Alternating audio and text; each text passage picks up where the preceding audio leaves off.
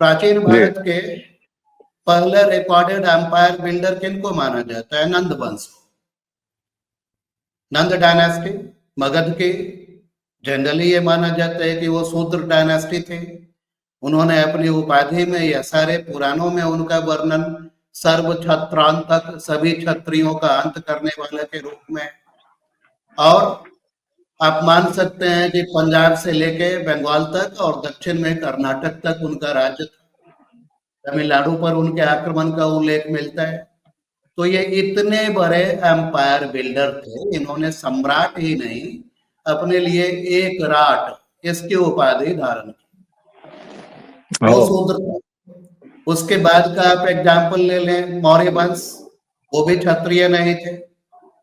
जी उसके बाद का आप एग्जाम्पल ले लें, कुषाण वंश, वो भी क्षत्रिय नहीं थे, वो जी सेंट्रल एशिया आए हुए ट्राइबल थे। उसके बाद का आप एग्जाम्पल ले लें, गुप्त वंश, अभी तक डिबेट है कि वो वास्तव में क्या थे।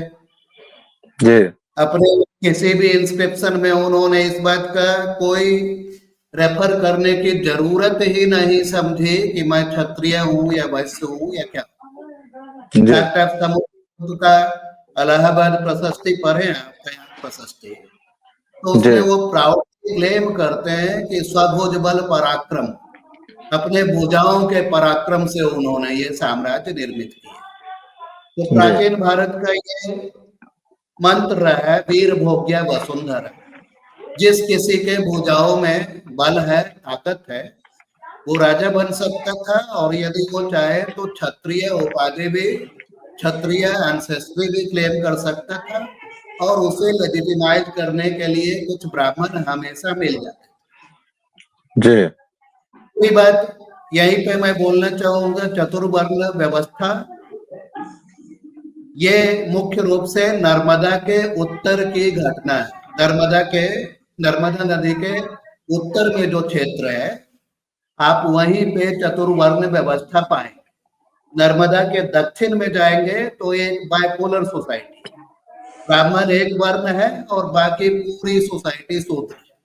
और सारे राजा महाराजा साम्राज्य निर्माता वो शूद्र ही टेक्निकली थे।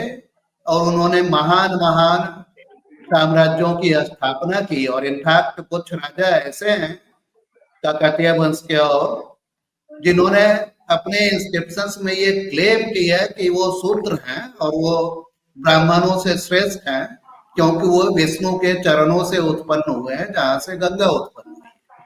तो अभी जो ये शूद्र लेके जो इंफेरियरिटी कम्प्लेक्स ये कुछ खास विचारधारा के लोग जो कर रहे हैं, ये प्राचीन भारत की घटना नहीं थी। आप देखेंगे कि शासक सभी वर्ण, सभी जातियों से थे।